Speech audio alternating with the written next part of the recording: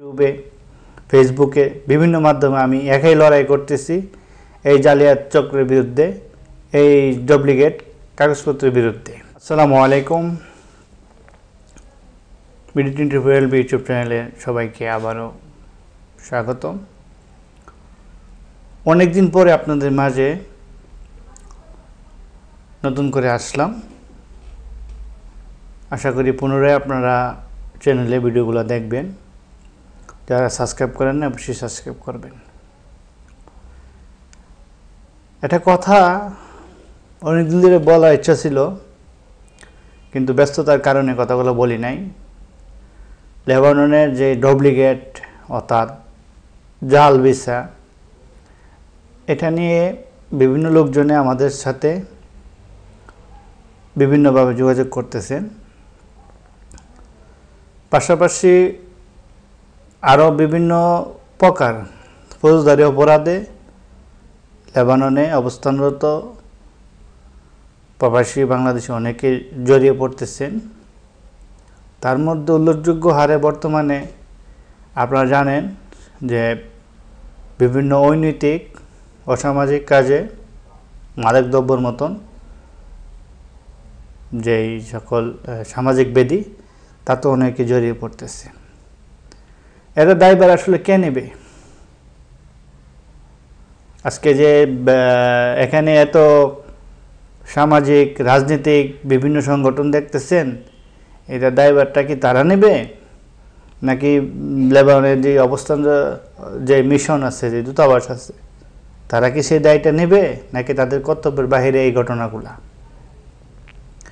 আমি দীর্ঘ 6 বছর ধরে একাধিকভাবে সামাজিক প্ল্যাটফর্মে, ইউটিউবে, ফেসবুকে বিভিন্ন মাধ্যমে আমি একাই লড়াই করতেছি এই জালিয়াত চক্রের বিরুদ্ধে, এই ডুপ্লিকেট কাগজপত্রের বিরুদ্ধে।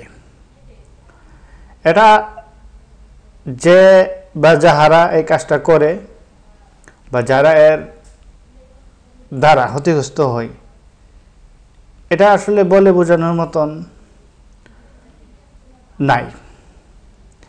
এক্ষেত্রে আমার যে পরামর্শ, অনেকে আমাদের কাছে যোগাযোগ করেন, আমার পরামর্শ হচ্ছে আপনারা লেবাননের শ্রমবাজারটা হচ্ছে ওপেন।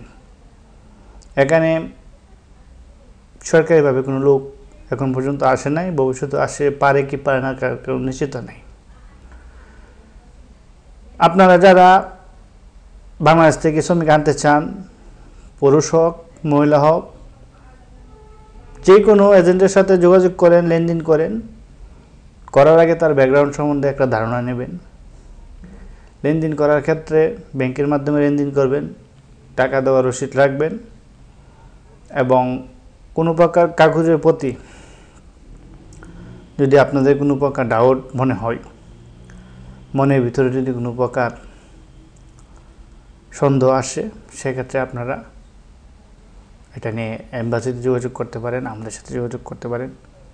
এবং বর্তমানে প্রত্যেকটা কাগজেই আপনার ব্যাংক গ্যারান্টি থেকে মুজবা শুরু করে ভিসা পর্যন্ত প্রত্যেকটা পেপারে কিন্তু কিউআর কোড সংযুক্ত করা আছে। বারকোড যেটাকে বলে, বারকোড তো আপনারা চিনেন, এটাকে বারকোড বলে। বারকোড সব কিছু আপনার ডুপ্লিকেট করতে পারলো, বারকোড কিন্তু ডুপ্লিকেট করা যায় না, এটা মনে রাখবেন। দ্বিতীয় যে কথাটা, প্রবাসী বাড়িতে আনন্দ